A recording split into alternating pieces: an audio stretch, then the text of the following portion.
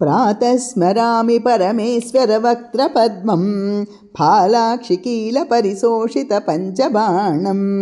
भस्मत्रिपुण्ड्ररचितं फणिकुण्डलाढ्यं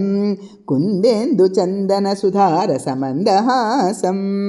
प्रातर्भजामि परमेश्वरबाहुदण्डान् खट्वाङ्गशूलहरिणा हि पिनाकयुक्तान् गौरीकपोलकुचरञ्जितपत्ररेखान् सौवर्णकङ्कणमणिद्युतिभासमानान्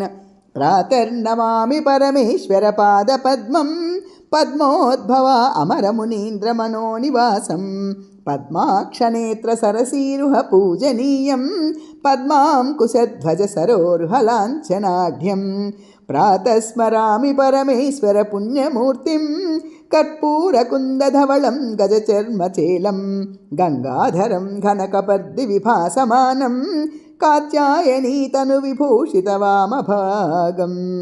प्रातः स्मरामि परमेश्वरपुण्यनामश्रेयः पदं सकलदुःखविनाशहेतुं संसारतापशमनं कलिकल्मषघ्नं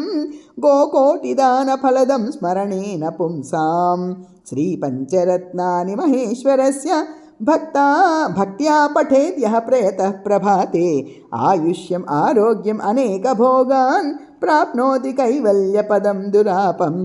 इति श्रीमत्शङ्कराचार्यकृतं महेश्वरपञ्चरत्नस्तोत्रम्।